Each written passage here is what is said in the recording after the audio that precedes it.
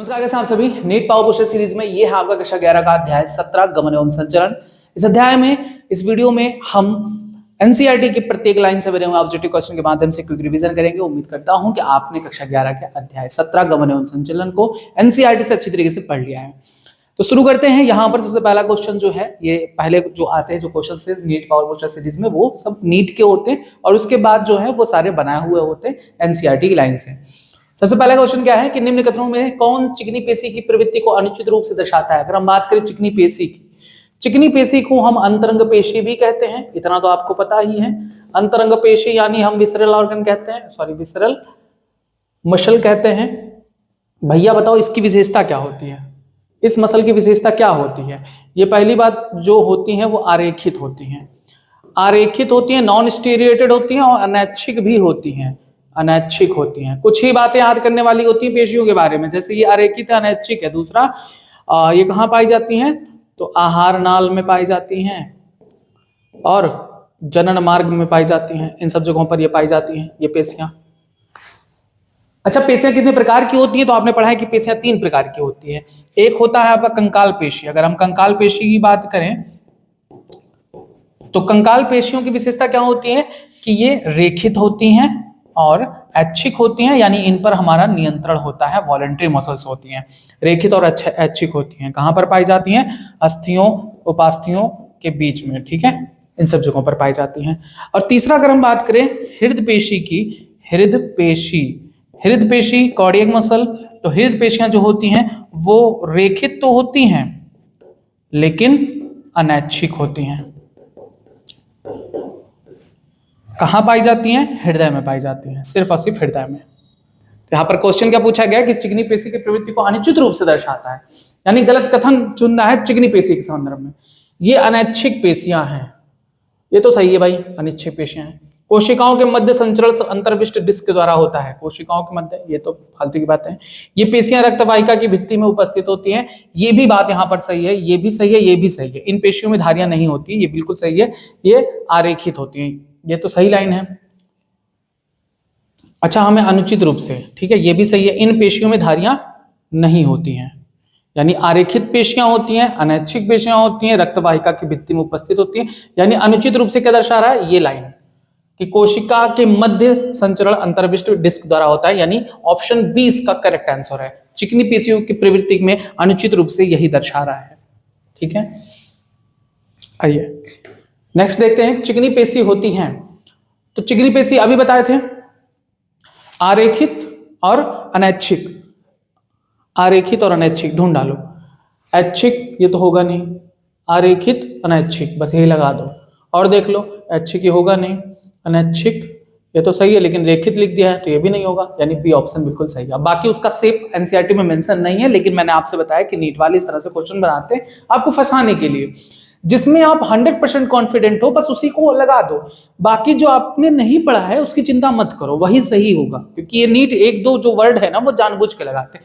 भाई देखो, आपने पढ़ा है चिकनी पेशी के बारे में कि ये आरेखित है, अनैच्छिक है, तो यहां पर ऐच्छिक दिया तो ये तो बिल्कुल नहीं होगा, यहां ऐच्छिक दिया ये तो बिल्कुल नहीं होगा। आरेखित आपने पढ़ा, यहां पर रेखित दिया ये भी बिल्कुल नहीं होगा, तो बचा कौन, बी, चुपचाप लगा दो, ठीक है। नेक्स्ट, पेशी संकुचन में कौन सी घटनाएं होती हैं। अब ये देखो, पेशी संकुचन की बात करें तो ये एक पूरी क्रियाविधि है जिसके बारे में आपको बताया गया है कि इसमें क्या होता है, आई बैंड जो होती हैं वो केंद्र की तरफ खींचती हैं। तो जब आई बैंड खींचेगा तो उनके बीच में जो जेड लाइन है वो भी खींचेगा। आपको मैंने वहां पर एक सबसे ज्यादा जोर देकर बात कही थी कि जो ए बैंड है, ए बैंड की लंबाई में कोई परिवर्तन नहीं होता, ना तो वो बढ़ता है ना तो सिकुड़ता है। ए बैंड जो का त्यों रहता है, ये लाइन मैंने आपको लिखवाया था। और यहां पर आप देखो तो लिखा है बी पॉइंट कि ए बैंड चौड़ा हो जाता है, बस यही बी वाला गलत है, क्योंकि कोई ऐसा ऑप्शन नहीं है जिसमें बी ना हो। देखो यहां पर भी बी है, यहां पर भी है, यहां पर भी है, तो हमें सही उत्तर चुनना है कि कौन सा होता है। तो बी तो नहीं होता, यानी ए बैंड के चौड़ा हो जाता है, ये बात तो बिल्कुल गलत है, ये लाइन एकदम गलत है। तो जो गलत है उसको तो लगाना ही नहीं है, तीनों को नहीं लगाना है, बचा डी, चुपचाप लगा दो। क्लियर बातें, ऐसे भी क्वेश्चन सॉल्व किए जाते हैं। कंकाल पेशी संकुचन में कैल्शियम महत्वपूर्ण है, क्यों। आपको पता है कि जब तंत्रिका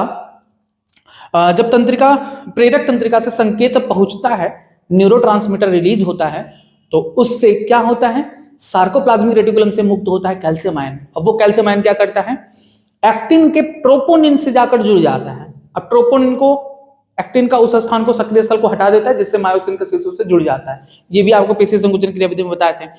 यानी एक्टिन तंतु से मायोसिन शीर्ष को अलग कर देता है, गलत बात है, वो तो जोड़ने आया है। कैल्शियम आयन ट्रोपोनिन से बनता है और सक्रिय स्थल को खोल देता है, जिससे एक्टिन मायोसिन जुड़ जाता है।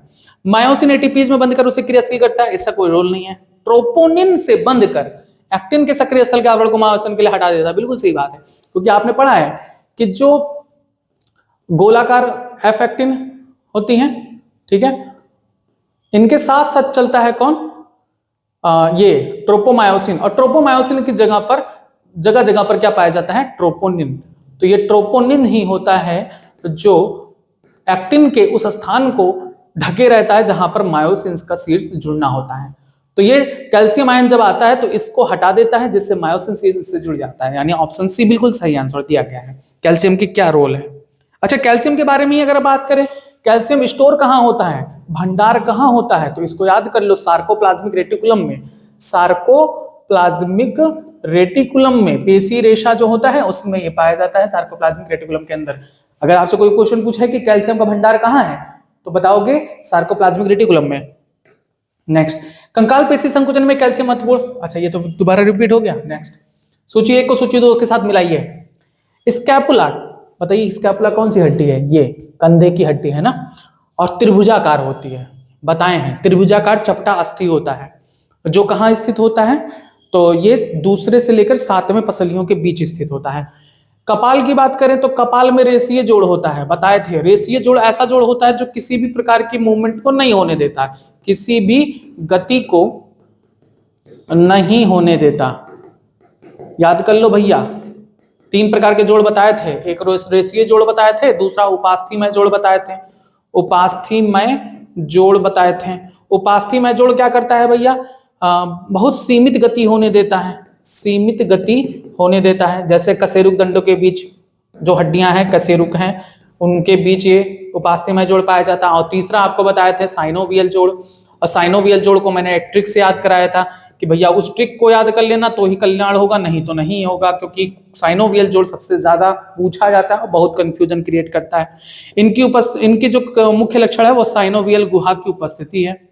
साइनोवियल गुहा की उपस्थिति ही इनका मुख्य लक्षण है। उरोस्थी की बात करें तो ए सिंगल बोन होती है जो यहाँ पर पाई जाती है। तो उरोस्थी के बारे में कि चपटी अस्थि होती है। अभी देखो मैंने क्या बताया, उपास्थीमय जोड़ कहाँ होता है, कशेरुक दंड में होता है। तो देखो कशेरुक दंड का उपास्थि युक्त जोड़, अब लगा दो, ए का 4 ए का 4 ए का 4 यहाँ पर है, यहाँ पर है, बी का थर्ड बी का थर्ड बी का थर्ड बी का थर्ड, यहाँ पर सी लगा दो चुपचाप। नेक्स्ट, निम्न स्तंभों का मिलान कर सही विकल्प का चयन करिए। प्लावी पसलियां किसे कहते हैं। अगर हम पसलियों की बात करें तो 12 जोड़ी होती है, यानी कुल 24 होती हैं, ठीक है, 12 इधर और 12 इधर। इनमें से अगर हम बात करें प्रथम 7, तो प्रथम 7 जो पसलियां हैं उन्हें कहते हैं ट्रू रिब्स, वास्तविक पसलियां, क्योंकि ये सीधे ही स्टर्नम से जुड़ी होती हैं, उरोस्थी यानी स्टर्नम से जुड़ी होती हैं। अगर हम बात करें 8वीं 9वीं या 10वीं की, तो ये सीधे ही स्टर्नम से नहीं जुड़ती बल्कि 7वीं पसेली की मदद से जुड़ती हैं, उसकी उपास्थि की मदद से जुड़ती हैं, इसलिए इन्हें हम फॉल्स रिब्स कहते हैं, कूट रिब्स। अगर हम बात करें 11वीं व 12वीं पसलियों की, तो 11वीं 12वीं पसलियों को क्या कहते हैं, प्लावी पसलियां कहते हैं। क्यों कहते हैं भैया, क्योंकि ये स्टर्नम से जुड़ती ही नहीं है, ठीक है, बस। तो प्लावी पसलियां क्या हैं, 11वीं 12वीं जो उरोस्थी से नहीं जुड़ती, लगा दो। एक्रोमियम क्या होता है, तो मैंने बताया था कि जो हमारा पेक्टोरल गर्डल है, अंश मेखला है, उसके और ह्यूमरस के बीच में जो गुहा होती है, वहां जिसे ग्लिनाइड गुहा कहते हैं, उसके शीर्ष पर एक स्ट्रक्चर पाया जाता है जिसे एक्रोमियम कहते हैं। यानी हम इसको क्या लगा सकते हैं, अभी इसको छोड़ दीजिए, अगला देखिए, स्कैपुला। स्कैपुला क्या है, हड्डी है जो दूसरी और 7वीं पसली के बीच पाई जाती है। ये तो अभी मैंने थोड़ी देर पहले बताया था, दूसरी और 7वीं पसलियों के बीच में पाया जाता है, बिल्कुल सही है। ग्लिनाइड गुहा कहाँ पाई जाती है, तो ग्लिनाइड गुहा जो होती है वो ह्यूमरस का शीर्ष होती है। अब क्लैविकल एक्रोमियम, यानी क्लैविकल एक्रोमियम के सहायता से स्कैपुला से जुड़ता है, इस तरह से इसको लगा सकते हो, ठीक है। जो ज्यादा सटीक बैठे उसी को मैच कराएंगे। ए का 4 हो गया, ए का 4, और कोई देखना ही नहीं था और सब, टी लगा दो चुपचाप। नेक्स्ट, उचित कथन का चयन करो। 8वीं 9वीं 10वीं पसलियों का युग्म उरोस्ती के साथ प्रत्यक्ष संधि बनाता है, गलत बात है। मैंने क्या बताया, 7वीं पसली के उस उपास्थि के साथ हाइलिन कार्टिलेज पाया जाता है ना, काचाब उपास्थि, 7वीं पसली की काचाब उपास्थि के साथ जुड़ता है। काचाब उपास्थि कहाँ पाया जाता है, ये भी क्वेश्चन पूछा जा सकता है। हाइलिन कार्टिलेज कहाँ पाया जाता है भैया, पसलियों में पाया जाता है, ठीक है, इसके साथ ऐसे जुड़ता है। तो प्रत्यक्ष नहीं जुड़ता, अप्रत्यक्ष जुड़ता है। 11वीं 12वीं पसलियों का युग्म काचाब उपस्थिति के साथ उरोस्ती के साथ संयोजित होता है, गलत बात, ये तो जुड़ता ही नहीं है उरोस्ती से, इसीलिए तो इसे प्लावी कहते हैं। इसे क्या कहते हैं, प्लावी पसलियां, फ्लोटिंग रिब्स। प्रत्येक पसली एक चपटी पतली, प्रत्येक पसली एक पतली चपटी अस्थि है एवं सभी पसलियां पृष्ठभाग में बच्ची कशेरुक से और अधर भाग में उरोस्ती के साथ जुड़ी होती हैं। ये डिक्टो लाइन दिया गया है एनसीईआरटी में, बिल्कुल सही बात है।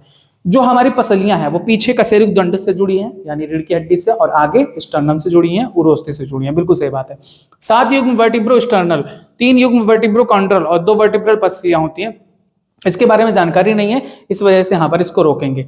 ये तो सही है कि 3 युग्म वर्टिब्रो कॉन्ड्रल होती है, 7वीं 8वीं 9वीं 10वीं को वर्टिब्रो कॉन्ड्रल कहते हैं, लेकिन ये पूरी तरीके से सत्य नहीं है। नेक्स्ट, कुछ और था, उचित कथन सी ही सही है। एटलस और एक्सिस के बीच का जोड़ किस प्रकार का होता है, तो इसको मैंने आपको ट्रिक बताया था। ये सभी क्या है, साइनोवियल जोड़ है, साइनोवियल जोड़ है। मैंने आपको 3 जोड़ बताया था। एक बताया था रेशेदार जोड़, रेशेदार जोड़ यानी फाइब्रस जॉइंट, तो बताया था ये कपाल में पाई जाती हैं। कपाल में, सिर्फ कपाल याद रखना, कपाल में जितनी भी अस्थियां हैं वो रेशेदार जोड़ की मदद से जुड़ी होती हैं, और ये गति होने ही नहीं देती, लिख सकते हैं गति नहीं होने देती, ठीक है। उसके बाद हमने दूसरा बताया था आपको उपास्थि में जोड़, तो उपास्थि में जोड़ जो होता है वो उपास्थियों की मदद से होता है। उपास्थि जानते हैं ना, कार्टिलेज, तो कहाँ पाया जाता है, कशेरुक दंड में। कशेरुक दंड में जितनी भी हड्डियां हैं, कितनी हड्डियां हैं भैया, 26, सबको एक एक कशेरुक कहते हैं। तो कशेरुक, 2 निकटवर्ती कशेरुक के बीच ये जोड़ पाया जाता है। साइनोवियल जोड़ जो होता है वो मैक्सिमम जगहों पर पाया जाता है शरीर के। इसकी जो विशेष लक्षण होती है वो है साइनोवियल की तरल से भरी गुहा, जिसे हम साइनोवियल गुहा कहते हैं। तरल से भरी गुहा जिसे साइनोवियल गुहा कहते हैं, साइनोवियल गुहा कहते हैं, ये इसकी विशेषता होती है, ठीक है, साइनोवियल जोड़ की। अब साइनोवियल जोड़ को मैंने आपको बताया था कि ट्रिक से याद कर लेना। 5 प्रकार होते हैं, मैंने ट्रिक बताया था 5 का, ठीक है। जैसे इसमें आता है BHPS, ठीक है, भानु प्रताप सिंह और हीरा कुमार और ज्ञानचंद्र GC, और आपा बताया था, और आपा अप्पी पढ़े हो ना, सुने होगे, मुस्लिम्स में ये चीज बोली जाती है, बहन को अप्पी बोलते हैं, तो अप्पी को जगह अप्पा कर लो। उसके बाद देख लो एक और आता है SCM। अब मैंने आपको सब कुछ इंग्लिश में याद कराया था। जैसे देखो, ये B से मतलब बॉल और S से मतलब सॉकेट, तो बॉल एंड सॉकेट जो ज्वाइंट है वो किसके बीच होता है, तो H से ह्यूमरस और P से पेक्टोरल गर्डल। ह्यूमरस और पेक्टोरल गर्डल के बीच कौन सा ज्वाइंट होता है, ह्यूमरस और पेक्टोरल गर्डल के बीच बॉल एंड सॉकेट ज्वाइंट होता है। H से मतलब होता है hinge joint, hinge joint. Hinge joint को क्या कहते हैं, K से नी ज्वाइंट, क्योंकि ये घुटने का ज्वाइंट होता है, नी ज्वाइंट, ठीक है। उसके बाद हम बात करें GC, तो G का मतलब होता है ग्लाइडिंग ज्वाइंट, ग्लाइडिंग ज्वाइंट। तो ग्लाइडिंग ज्वाइंट कहाँ पाया जाता है, C से मतलब है कार्पल्स के बीच, बिटवीन द कार्पल्स। और उसके बाद आपा का मतलब है A से एटलस और A से एक्सिस। एटलस और एक्सिस के बीच में जो पाया जाता है वो है P से पाइवोट ज्वाइंट। अब लगा लो, एटलस और एक्सिस के बीच कौन सा पाया जाता है, पाइवोट ज्वाइंट। अब यहां पर देखो पाइवोट नहीं दिए गए हैं, क्या दिए हैं, रेशिये जोड़ दिया गया, तो आप कंफर्म हो कि रेशिये जोड़ तो कपाल में पाया जाता है, इसमें तो नहीं होगा, ये तो नहीं होगा। उपास्थि युक्त जोड़ तो कशेरुक दंड में पाया जाता है, एटलस एक्सिस के बीच नहीं पाया जाता, ये भी नहीं होगा। अब देखो सैडल ज्वाइंट, S से होता है saddle joint, saddle joint. Saddle joint किसके बीच होता है, C मतलब कार्पल एंड M मतलब मेटाकार्पल, यानी carpals and metacarpals of thumb के बीच में पाया जाता है सैडल ज्वाइंट। तो सैडल भी नहीं होगा, बचा क्या, साइनोवियल। ठीक है कि अगर इन्होंने एटलस और एक्सिस के बीच पाइवोट ज्वाइंट का ऑप्शन नहीं दिया, लेकिन पाइवोट ज्वाइंट है तो साइनोवियल जोड़ का उदाहरण, तो आप चुपचाप लगा दो C। याद कर लीजिए, इस बार भी एक क्वेश्चन यहां से तय है, और इतना बढ़िया जो आपको ट्रिक बताया है, इससे बढ़िया कुछ भी नहीं है। अगर आप कलदुक पता नहीं क्या क्या नाम है इसका हिंदी में, कंदुक खल्ली का जोड़ और पता नहीं कौन कौन सा ज्वाइंट, अगर ऐसे याद करोगे ना तो जीवन भर नहीं याद होगा, सच बता रहे हैं। ट्रिक के माध्यम से याद कर लो। जैसे आप सूर्यवंशम पिक्चर देखे हो, सूर्यवंशम पिक्चर में भानु प्रताप सिंह उनके दादा का नाम होता है, हीरा कुमारी हीरा ठाकुर होती है ना, उसके बाद गौरी भी होती है, तो गौरी चंद्र को लिख लो, आपा लिख लो, आपा में अनुपम खेर भी उसमें काम किया था मूवी में, अनुपम खेर आ जाएगा। और SCM सही बताएं तो इनकी जो पत्नी थी उनका नाम शारदा था, तो शारदा कुमारी उनकी माता थी, ऐसे भी याद कर सकते हो। अगर शॉर्ट ट्रिक में याद हो पा रहा है तो ठीक है, BHPS HK GC आपा और SCM, तो ऐसे भी याद कर लेना। नेक्स्ट, निम्नलिखित में से कौन सी संधि किसी प्रकार की गति की अनुमति नहीं देती? किसी भी प्रकार की गति को अनुमति कौन नहीं देता? रेशेदार संधि, ठीक है। फाइब्रस जॉइंट कहां पाई जाती है भैया? कपाल में पाई जाती है, ठीक है। नेक्स्ट, पैरामीशियम में भोजन को कोशिका ग्रसनी में प्रवाह व चरण दोनों में कार्य करता है। पैरामीशियम, अगर आपने फिगर बनाया है तो बिल्कुल आपको पता होगा कि पैरामीशियम किसके लिए जाना जाता है? सीलिया के लिए। और अगर आपने BSc किया है तो बिल्कुल ही आप बनाए होंगे इसका प्रैक्टिकल। ये अपना भोजन सीलिया की मदद से ही अंदर ढकेलता है। सीलिया को क्या कहते हैं? पचमाप कहते हैं, ऑप्शन बी, ठीक है। तो सीलिया की मदद से, तो पचमाभीय गति भी कह सकते हैं, यहां पर पाई जाती है। नेक्स्ट, स्पर्शक का प्रयोग शिकार पकड़ने और चलन में काम करता है। स्पर्शक, टेंटिकल्स, हाइड्रा में पाया जाता है ना, ऑप्शन ए टेंटिकल्स। पचमाप व कशाभिका क्या है? अगर हम बात करें पचमाप व कशाभिका की, तो ये कहां पाई जाती हैं?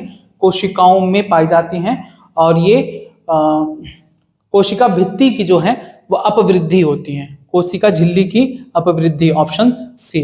या आउटग्रोथ ऑफ सेल मेम्ब्रेन होती है, सी। नेक्स्ट, शुक्राणुओं के तैरने में सहायक होती हैं। शुक्राणुओं के तैरने में सहायक, बताइए शुक्राणुओं में तैरने में सहायक कौन होती है? कशाभिका पाई जाती है ना उसमें, कशाभिकी गति होता है, ऑप्शन सी। नेक्स्ट, स्पंज के नाल तंत्र में जल संरक्षण को बनाए रखने के लिए, बहुत इंपॉर्टेंट है, मोस्ट इंपॉर्टेंट लगा लीजिए। अगर हम बात करें स्पंज के नाल तंत्र में जल संचरण को बनाए रखने का जो काम है वो कशाभिकी गति द्वारा होता है, ऑप्शन डी लगाएंगे। युगलिना जैसे प्रोटोजोआ में चलन किस प्रकार का होता है? तो युगलिना की भी संरचना आपने देखी होगी, उसमें भी कशाभिका पाई जाती है, तो चलन के लिए कशाभिकी गति ही रिस्पॉन्सिबल होता है, ऑप्शन बी। ये बेसिकली मैंने कशाभिकी गति का उदाहरण, पश्माभिकी गति का उदाहरण और क्या कहते हैं, इन सभी के बारे में आपको यहाँ पर दिए गए हैं, जिससे आपको उसके एग्जांपल्स याद हो, क्योंकि पूछे जाएंगे।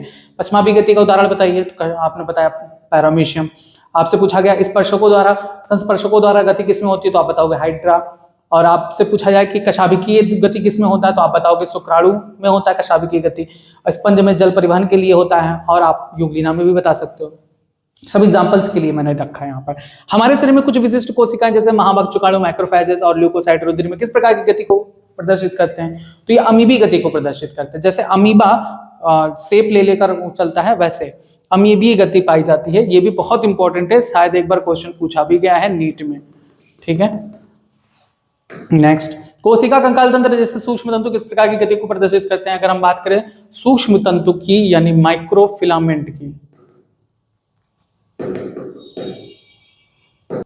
तो ये भी अमीबीय गति ही प्रदर्शित करते हैं, ऑप्शन सी। अब ये भी आप नहीं लगा पाओगे दिमाग लगा के, इसलिए इसको भी इंपॉर्टेंट लगा लेना, ठीक है, डिफरेंट है। नेक्स्ट, श्वास नली में वायुमंडलीय वायु के साथ प्रवेश करने वाले धूल कणों एवं बाह्य पदार्थों को हटाने में मदद मिलती है। आप पढ़े हो, श्वास नली में सीलिया पाई जाती है, तो सीलिया गति होती है जो पश्माभों की समन्वित गति, यानी सीलिया पश्माभ कहलाता है, ऑप्शन ए।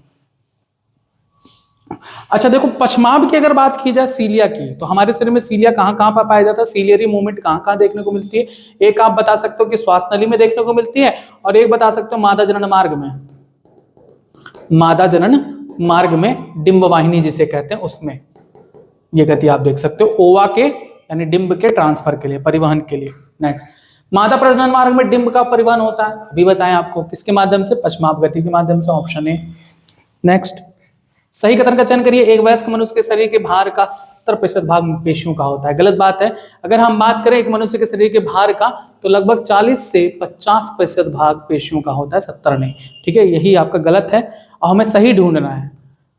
चलन के लिए पेशीय कंकाल तंत्रिका पतंत्र की पूर्ण समन्वित क्रिया की आवश्यकता होती है, बिल्कुल सही बात है। किसी भी प्रकार के चलन के लिए हमें पेशियों की तो आवश्यकता पड़ेगी, यहाँ पर जो कंकाल है उसकी आवश्यकता पड़ेगी, साथ ही साथ तंत्रिका तंत्र की भी आवश्यकता पड़ेगी। हमारा मस्तिष्क जब इसको संकेत देगा तभी ये काम करेगा। तो इन तीनों को पूर्ण समन्वित क्रिया होती है, बी बिल्कुल सही बात है, हमें सही कथन ही चुनना था। कंकाल पेशी शरीर के अंतरंग अंगों जैसे आहारनाल जनन मार्ग में पाई जाती है। अभी आपने पढ़ा है कि आहारनाल जनन मार्ग में अंतरंग पेशी पाई जाती है, कंकाल पेशी नहीं पाई जाती। हृदय पेशियां अरेखित और ऐच्छिक होती हैं, गलत बात है। ये पहली बात तो ये रेखित होती हैं और दूसरा ये अनैच्छिक होती हैं। ठीक है, नेक्स्ट, पेशियों की उत्पत्ति किससे होती है? पेशियों की उत्पत्ति मध्य जनस्तर मेसोडर्म से होती है, ऑप्शन बी लगा दीजिए। नेक्स्ट, पेशी ऊतकों के विशेष गुण क्या है? उत्तेजनशीलता, एक्साइटेबिलिटी, संकुचनशीलता, कॉन्ट्रैक्टेबिलिटी, प्रसार्थ यानी एक्सटेंसिबिलिटी, एक और होता है प्रत्यास्थता, ये भी इसका गुण होता है, प्रत्यास्थता यानी इलास्टिसिटी, इलास्टिसिटी, ये सभी चारों गुण पेशियों के होते हैं, तो उपरोक्त सभी लगा दीजिए। ठीक है, नेक्स्ट, पाचन मार्ग द्वारा भोजन और जनन मार्ग द्वारा युग्मक के अभिगमन में सहायता होता है। पाचन मार्ग में भोजन का, जनन मार्ग में युग्मक का अभिगमन, बताइए किस पेशी द्वारा होता है? तो अभी मैंने बताया था कि अंतरंग पेशियां कहां पाई जाती हैं? पाचन मार्ग, आहार नाल में पाई जाती हैं और जनन मार्ग में पाई जाती हैं। तो जो अंतरंग पेशियां होती हैं वही भोजन को अंदर प्रवेश कराने में और युग्मकों को टारगेट तक पहुंचाने में मदद करती हैं, ऑप्शन बी। पेशी बंडल घिरे होते हैं, पेशी बंडल यानी मसल बंडल किससे घिरे होते हैं? मसल बंडल किससे घिरे होते हैं? तो आपको याद होगा कि पेशी बंडल के बारे में बताया गया था कि पेशी बंडल फैसिया यानी संपट्ट से घिरे होते हैं। ठीक है, संपट्ट द्वारा, ऑप्शन ए। नेक्स्ट, जो पेशी बंडल होती हैं वो कोलेजनी संयुक्त कनेक्टिव टिश्यू को कहते हैं संयोजी ऊतक, संयोजी ऊतक से घिरी होती है जिसे संपट्ट कहते हैं। नेक्स्ट, पेशी रेशा प्लाज्मा झिल्ली से आश्रित रहती है, जिसे क्या कहते हैं? अगर हम बात करें पेशी रेशा की, तो पेशी रेशा प्लाज्मा झिल्ली से आश्रित रहती है, इसे हम कहते हैं सार्कोलेमा, ऑप्शन बी। ठीक है, सार्कोलेमा कहते हैं। पेशी द्रव्य की जो अस्तर है, अस्तर को सार्कोलेमा कहते हैं। इसके अंदर जो जीव द्रव्य पाया जाता है उसके सार्कोप्लाज्म कहते हैं, सार्कोप्लाज्म कहते हैं। नेक्स्ट, संकोशिका के उदाहरण बताइए। संकोशिका ऐसी कोशिका होती है जिसमें एक से अधिक केंद्रक होते हैं, एक से अधिक केंद्रक होते हैं। तो भैया एक से अधिक केंद्रक किस में पाए जाते हैं? नारियल के तरल बोर्डपोष में पाए जाते हैं, पेशी रेशा में भी पाए जाते हैं, यानी आरबीसी में तो केंद्रक होता ही नहीं है, ऑप्शन डी लगाएंगे, ए और बी दोनों। नेक्स्ट, कैल्शियम आयनों का भंडार गृह अभी बताए थे, कैल्शियम आयन का भंडार गृह कौन होता है? सार्कोप्लाज्मिक रेटिकुलम, ऑप्शन सी लगाएंगे। नेक्स्ट, प्रत्येक पेशी तंतु में क्रमवार गहरे और हल्के पट्ट होते हैं जो क्रमशः किसके होते हैं? अगर हम बात करें गहरे पट्ट की तो ये बनी होती है मायोसिन की, मायोसिन की, इसलिए इसे क्या कहते हैं? An isotropic band, an isotropic band, जिसे शॉर्ट फॉर्म में हम ए बैंड से बुलाते हैं। अगर हम बात करें हल्के पट्ट की तो हल्के पट्टे बने होते हैं एक्टिन के, और ये पतले भी होते हैं, इस बात को भी ध्यान रखना, पतले होते हैं, और इन्हें हम कहते हैं आइसोट्रोपिक बैंड, आइसोट्रोपिक बैंड कहते हैं, और इन्हें हम कहते हैं आई बैंड। तो भैया क्या लगाएंगे? मायोसिन और एक्टिन, ऑप्शन ए। नेक्स्ट, गलत कथन का चयन करिए। एक्टिन व मायोसिन दोनों प्रोटीन संरचनाओं में परस्पर समांतर पेशी रेशों के अनुदैर्ध्य अक्ष के भी समानांतर व्यवस्थित होते हैं, सही बात है। एक्टिन तंतु मायोसिन तंतुओं की तुलना में पतले होते हैं, अभी बताए थे, सही है, एक्टिन तंतु तुलना में पतले होते हैं मायोसिन से। प्रत्येक आई बैंड के मध्य में इसे द्विभाजित करने वाली एक प्रत्यास्थ रेखा होती है जिसे जेड रेखा कहते हैं, ये भी सही है। ए बैंड के मध्य एक पतली रेशेदार झिल्ली होती है जिसे एच रेखा कहते हैं, गलत बात है, एम रेखा कहते हैं। रेखा है, ए बैंड के बीच में जो रेखा है उसे एम रेखा कहते हैं, और ए बैंड के बीच में जो खाली स्थान पाया जाता है, ए बैंड के बीच खाली स्थान जो होता है जहां एक्टिन नहीं होता, जहां एक्टिन नहीं होता उसे एच जोन कहते हैं। और एच जोन है, ये एक रेखा नहीं है, लाइन नहीं है, ये एक स्थान है, एच जोन है, ऑप्शन डी लगा दीजिए, गलत है। नेक्स्ट, दो अनुक्रमित जेड रेखा के बीच पेशी रेशक का भाग एक संकुचन कार्यशील इकाई कहलाता है, जिसे क्या कहते हैं? आपने पढ़ा है कि एक्टिन तंतु होता है,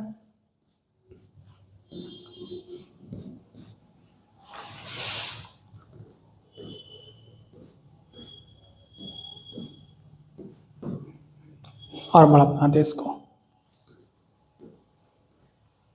अब सब कुछ जान लो पेशियों के बारे में, अब इतना बना दिए तो जान ही लो। यहां से यहां तक होता है मायोसिन बैंड। अब देखो ये मोटे हैं, इन्हें कहते हैं मायोसिन, ठीक है, मायोसिन। और ये कौन से बैंड कहलाते हैं? ये ए बैंड कहलाते हैं। और देखो ये पतले हैं, ये पतले हैं तो ये क्या कहलाएंगे? ये एक्टिन के बने होते हैं और इन्हें हम आई बैंड कहते हैं।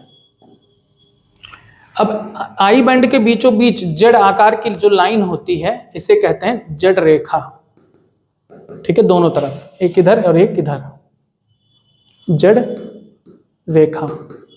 अभी आपने पढ़ा है कि जो ए बैंड है उसके बीच में भी रेखा होती है, इसे कहते हैं एम रेखा। और अभी आपने पढ़ा है कि ए बैंड का वो क्षेत्र जहां पर एक्टिन नहीं पाई जाती, एक्टिन नहीं पाई जाती, इस क्षेत्र को कहते हैं एच जोन।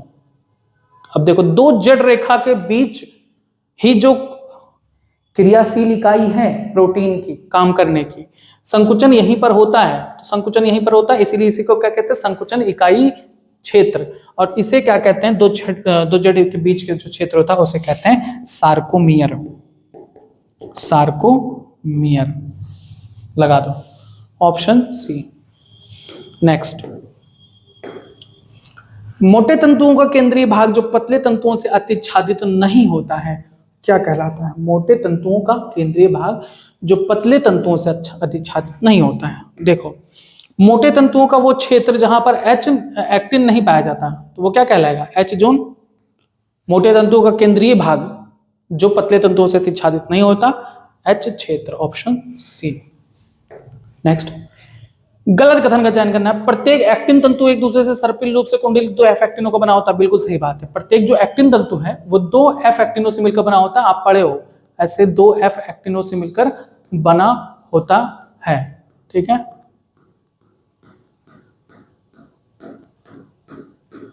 और ये भी एफ एक्टिन भी किसके बने होते हैं? जी एक्टिन से, गोलाकार एक्टिन प्रोटीन से मिलकर बने होते हैं, तो ये सही है।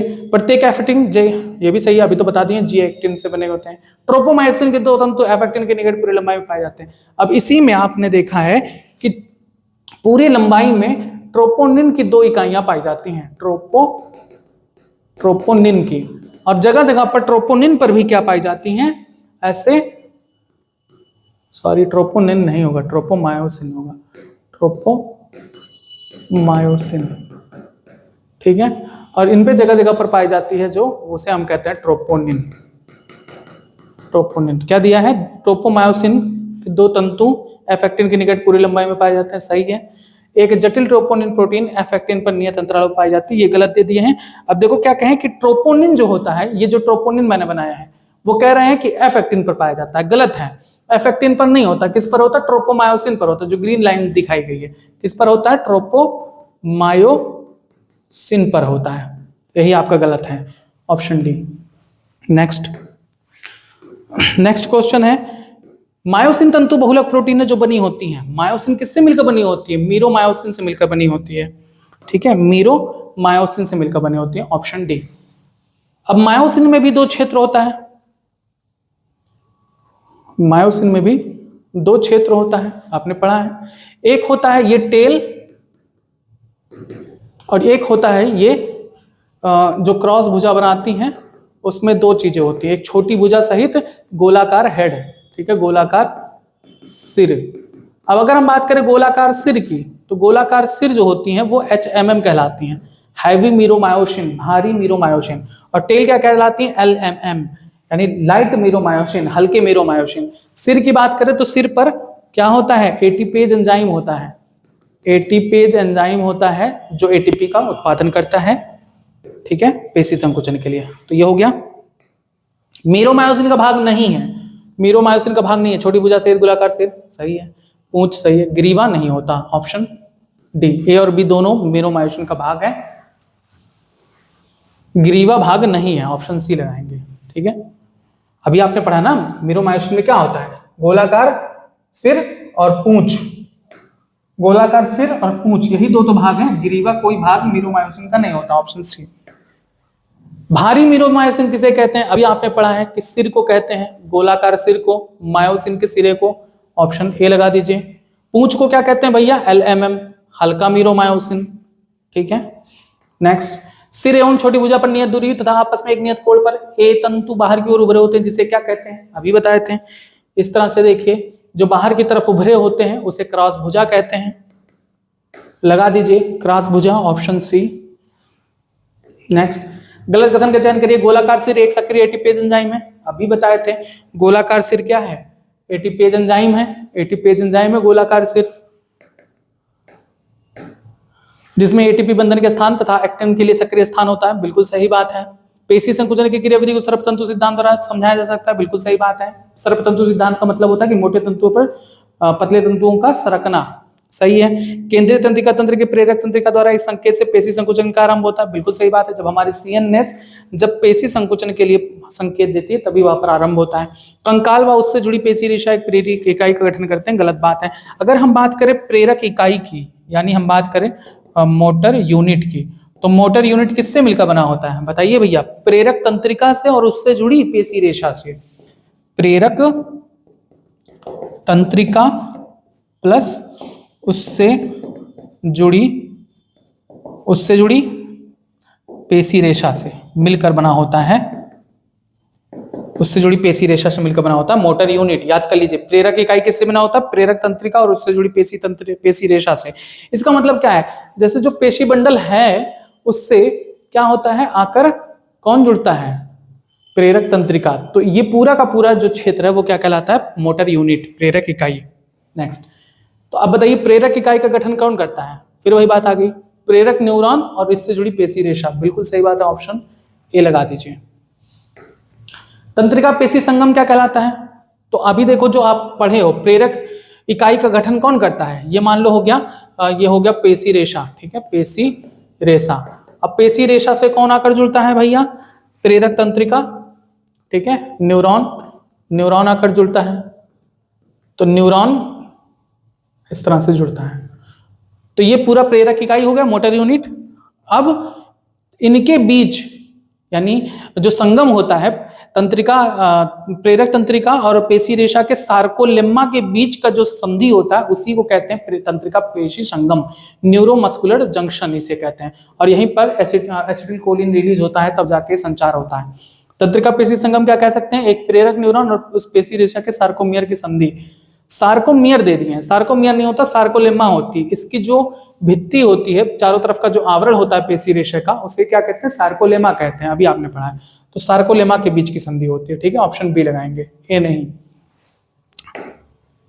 एक तंत्रिका पेशी संगम पर एक तंत्रिका संकेत पहुंचने पर एक तंत्रिका संचारी मुक्त होता है, वो तंत्रिका संचारी कौन है, एसिटिलकोलिन, अभी बताया था, ऑप्शन बी एसिटिलकोलिन।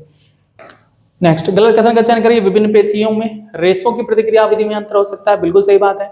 कुछ जगह के हमारी जो पेशियां हैं वो बहुत फास्ट काम करती हैं, जैसे हमने संकेत दिया तुरंत हाथ ऊपर हो गया, लेकिन जैसे ही हम संकेत देंगे गला उधर हो जा, तो थोड़ा तो टाइम लेगा ना, कितना भी झटकोगे दर्द होने लगेगा।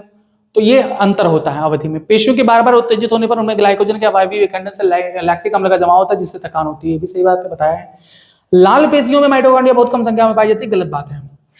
अगर हम बात करें एक पदार्थ की, एक प्रोटीन की, जिसका नाम है मायोग्लोबिन। मायोग्लोबिन जो होता है वो लाल रंग का प्रोटीन है, और ये ऐसा प्रोटीन है जो पेशियों में ऑक्सीजन का भंडारण करता है, पेशियों में ऑक्सीजन का भंडारण करता है। अब भैया देखो, ऑक्सीजन का भंडारण ये करता है पेशियों में, लाल रंग का होता है, तो जिसमें पाई जाएगी वो लाल पेशी कहलाएगी। तो ज्यादा पाई जाती है जिसमें उसे लाल पेशी कहते हैं, जिसमें कम पाई जाती है उसे हम श्वेत पेशी, सफेद पेशी कहते हैं, व्हाइट मसल कहते हैं, रेड मसल जिसमें कहेंगे जिसमें ज्यादा पाई जाएंगे। तो लाल पेशियों में मायोग्लोबिन ज्यादा पाई जाती है क्योंकि ये लाल रंग की होती है, इस नाते लाल दिखाई देती है। इसमें ऑक्सीजन का भंडारण होता है, तो इसमें भैया ऑक्सीजन का प्रयोग भी तो होता है, तो इसलिए इसमें माइटोकॉन्ड्रिया भी बहुत होती है। माइटोकॉन्ड्रिया भी अधिक होती हैं, और माइटोकॉन्ड्रिया अधिक होती हैं तो ये एटीपी का निर्माण करती हैं with the presence of oxygen. तो ऑक्सीजन के साथ ये एटीपी का निर्माण करती हैं, यानी लाल पेशियों को हम वायवीय पेशी भी कह सकते हैं, वायवीय पेशी कह सकते हैं। अगर हम बात करें श्वेत पेशी की, तो श्वेत पेशी लाल क्यों नहीं दिखाई दे रही? क्योंकि इसमें मायोग्लोबिन कम है, मायोग्लोबिन कम है, इस वजह से ये सफेद दिखाई दे रही है। तो इसमें भैया माइटोकॉन्ड्रिया भी कम होगा, माइटोकॉन्ड्रिया भी कम होता है। और दूसरी बात करें श्वेत पेशी में, तो श्वेत पेशी में सार्कोप्लाज्मिक रेटिकुलम अधिक मात्रा में पाई जाती है, पेशी द्रव्य जालिका अधिक पाई जाती है, यानी सार्कोप्लाज्मिक रेटिकुलम अधिक पाई जाती है। अब भैया इसमें कैल्शियम आयन भी तो सबसे ज्यादा पाया जाएगा, क्योंकि sarcoplasmic reticulum is the store house of calcium ion. तो देखो लाल पेशियों में माइटोकॉन्ड्रिया बहुत कम लिख दिए हैं, जबकि बहुत ज्यादा पाई जाती है। ठीक है, ऑप्शन सी ही गलत है। अब देखो श्वेत पेशियों में पेशी द्रव्य जालिका अधिक संख्या में पाई जाती है, सही बात है, श्वेत पेशी में सार्कोप्लाज्मिक रेटिकुलम अधिक पाई जाती है। ठीक है, नेक्स्ट, पेशियों में ऑक्सीजन भंडारित करने वाला लाल रंग का प्रोटीन अभी पढ़ा है आपने, क्या कहलाता है? Myoglobin, option B.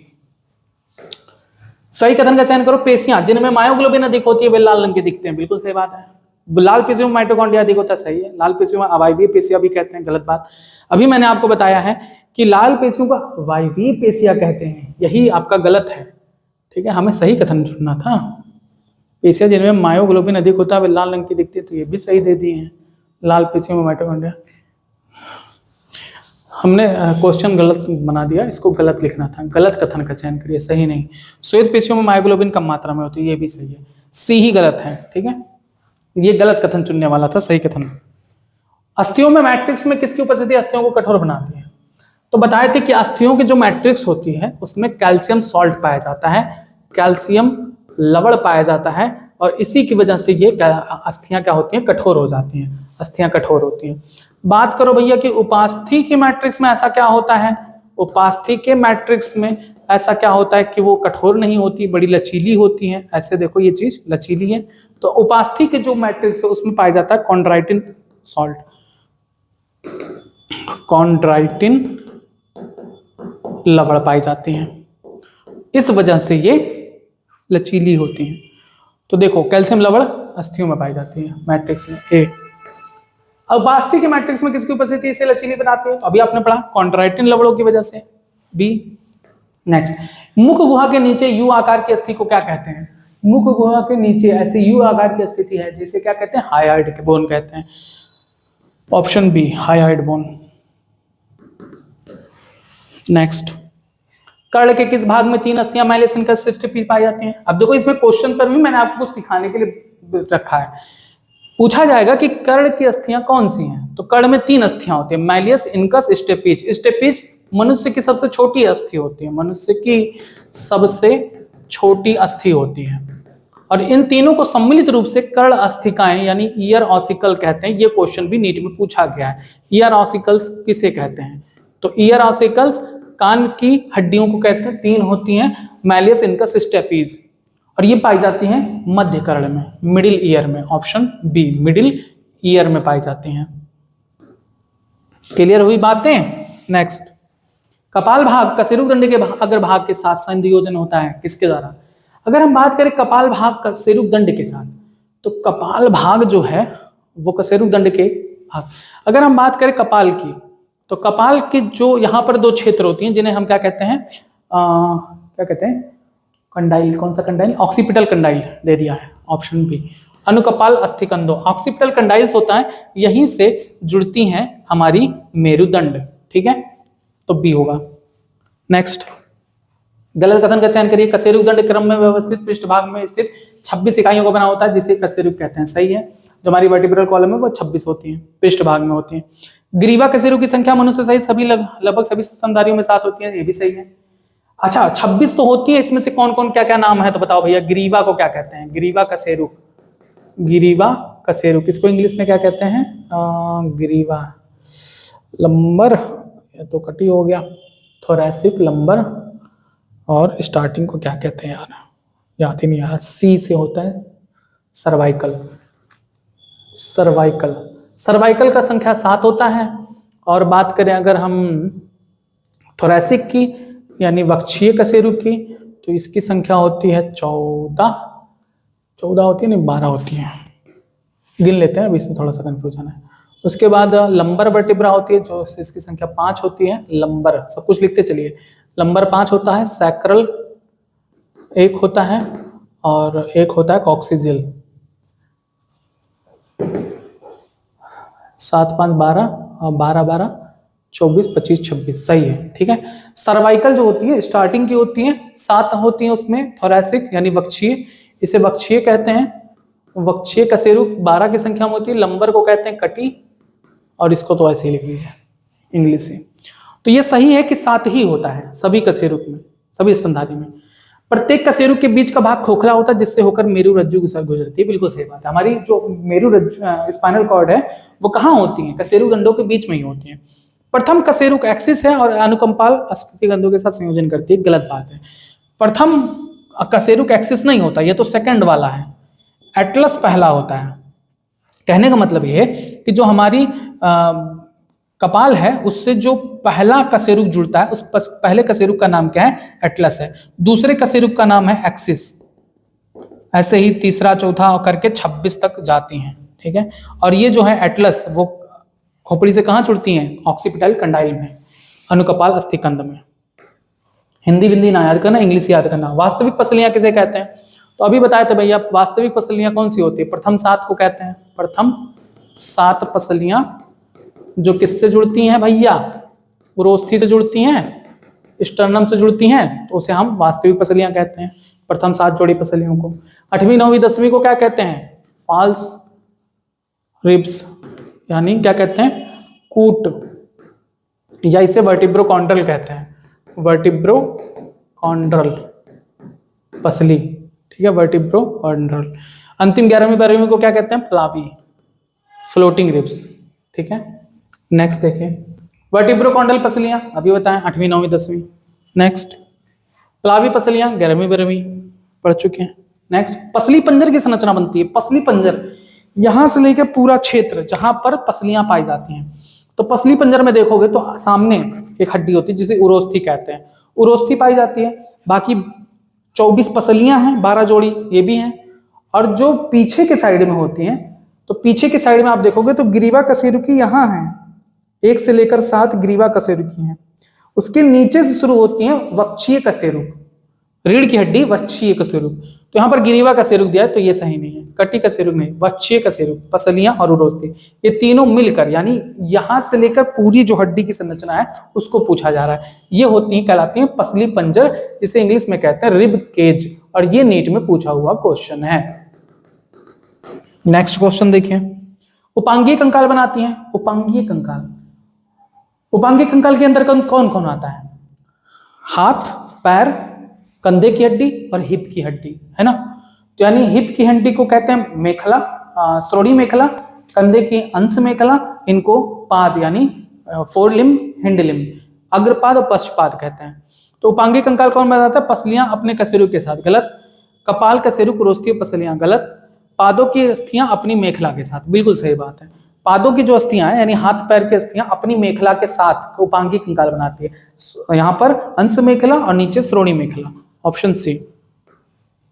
टखनों की अस्थियां कितनी होती हैं, मैंने आपको बताया था कि अगर हम हाथ की बात करें तो ह्यूमरस, रेडियस अल्ना, यहाँ पर 2 हैं, कार्पल्स यहाँ पर 8 हैं, मेटाकार्पल्स और फैलेंजेस। मेटाकार्पल की संख्या 5, फैलेंजेस की संख्या 14 होती है। तो यहाँ पर कार्पल्स जो होता है वो 8 होता है। सेम यही पैटर्न हम पैर में भी देखते हैं। पैर में सबसे लंबी जो बोन होती है सिंगल, उसे ह्यूमरस, फिर 2 नीचे होती हैं टिबिया फिबुला, फिर एड़ी की जो हड्डी होती है उसे टॉर्सल्स कहते हैं। लेकिन जैसे यहाँ पर कॉर्पल्स में 8 होती हैं, टॉर्सल्स में 7 होती हैं, टॉर्सल्स में इनकी संख्या 7 होती है।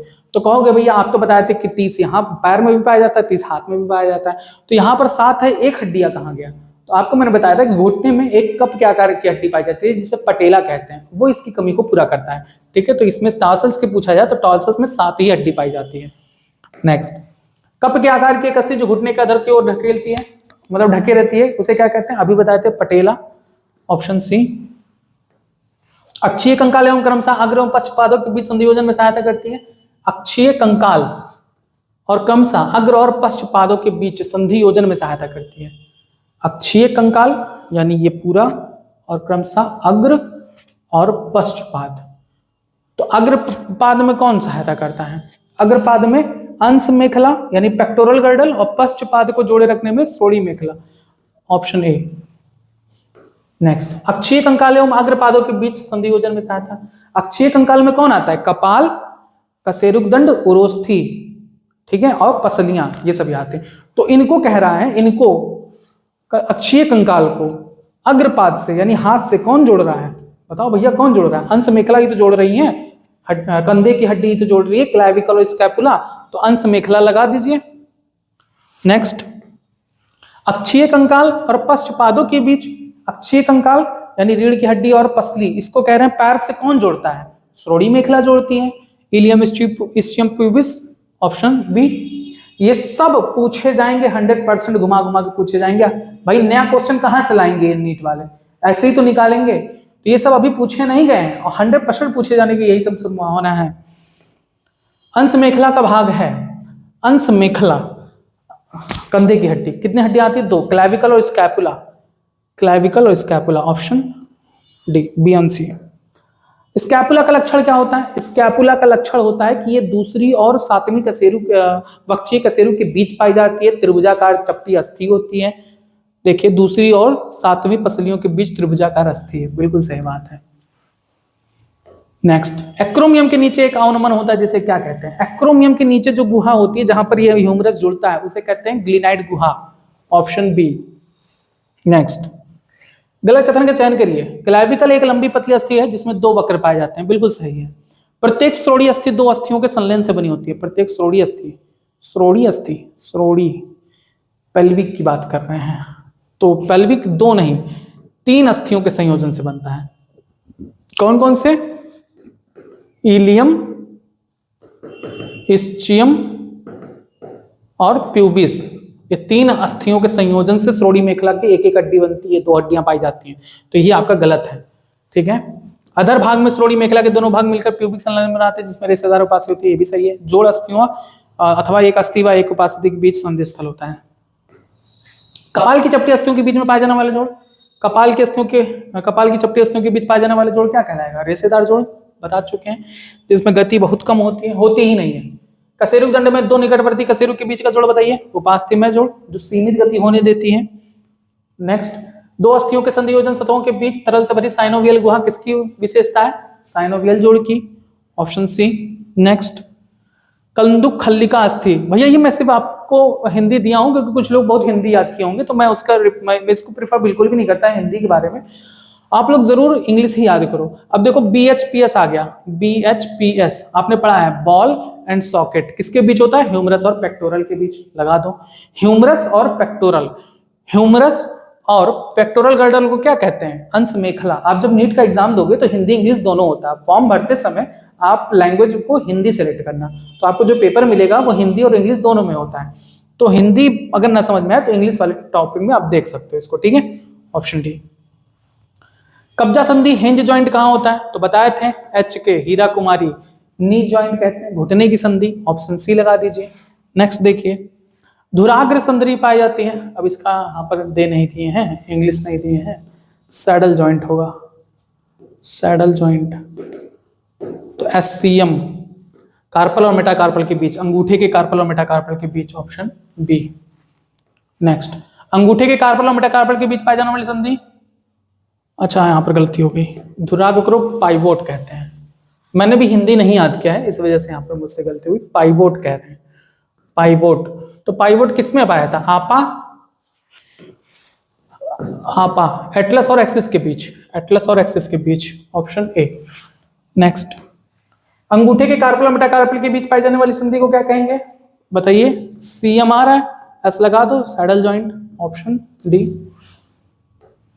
कार्पल के बीच पाई जाने वाली संधि, carpal, GC, gliding joint, option. Myasthenia gravis रोग का लक्षण, अब देखो ये सब कितनी तेजी से हुआ, और जो सोचने विचारने बैठते हैं हकीकत बता रहे हैं, इतना उदाहरण है इन सब का, कंफ्यूज हो जाओगे। जितने एनसीईआरटी में मेंशन है बस उतने याद करके जाना, नीट वहां से आपका क्वेश्चन पूछेगा। माइस्थेनिया ग्रेविस रोग का लक्षण क्या है? देखो इसके बारे में कुछ महत्वपूर्ण बात है कि ये एक स्व प्रतिरक्षा रोग होता है, ऑटो इम्यून डिसऑर्डर, स्व प्रतिरक्षा रोग होता है, जिसमें क्या होता है कि जो तंत्रिका संचारी तंत्रिका पेशी संगम होता है वो प्रभावित हो जाता है, संगम प्रभावित हो जाता है। और इसमें क्या होता है, इसमें पक्षघात, लकवा हो सकता है, पक्षघात, पैरालिसिस हो सकता है। तो देखो पैरालिसिस कहीं दिया गया है लक्षण में, हाँ दिया गया है, कंकाली पेशियों का पक्षघात, ऑप्शन ए।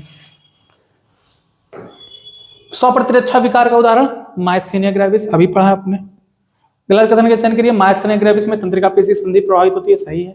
पेशी दुष्पोषण रोग में कंकाल पेशी का अनुक्रमित ह्रास होता है, सही है। शरीर में कैल्शियम आयनों की कमी से पेशियों में तीव्र ऐंठन होता है, जिसे आप तानिका टिटैनी कहते हैं, सही बात है। अस्थि सुसरता उम्र संबंधी विकार है, जिसमें अस्थि के पदार्थों में कमी से अस्थि भंग की संभावना होती है, कोलेस्ट्रॉल की अधिकता से होता है, गलत बात है। एस्ट्रोजन की कमी से होता है, एस्ट्रोजन की कमी से होता है, याद कर लीजिए। अस्थि सुसरता जिसे ऑस्टियोपोरोसिस कहते हैं, ये भी खूब पूछा जाता है आपके नीट में, ऑस्टियोपोरोसिस, तो ये होता है एस्ट्रोजन की कमी से। नेक्स्ट, जोड़ों में यूरिक अम्ल के कणों के जमाव से होने वाला रोग, गाउट, ये भी आपका नीट में पूछा हुआ क्वेश्चन है। नेक्स्ट, बस तो ये था आपका आज का टॉपिक, जिसमें आपने जाना अध्याय 17 गमन एवं संचलन के क्वेश्चंस को क्विक रिवीजन के माध्यम से आपने विषय पढ़ा। उम्मीद करता हूं कि आपको समझ में आए। अगर समझ में आया तो आप वीडियो को लाइक जरूर करिए और चैनल को सब्सक्राइब और अपने दोस्तों के साथ शेयर जरूर किया करिए। ठीक है, नेक्स्ट आपको जो भी सीरीज होगा उसमें नेक्स्ट चैप्टर को पढ़ाया जाएगा। धन्यवाद।